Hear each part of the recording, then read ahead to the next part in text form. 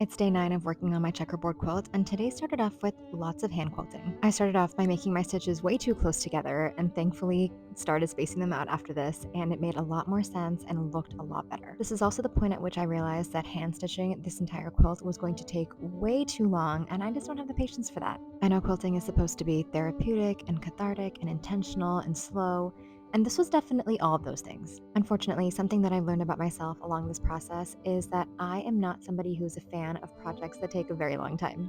Don't get me wrong, I love the joy of creating for creating's sake, but something about doing the same task over and over and over again just fries my brain a little bit. I ended up doing 3 rows of hand quilting and then switched to my favorite method of quilting, which is cross stitching. I chose this dark green embroidery floss to contrast with the other greens in the quilt.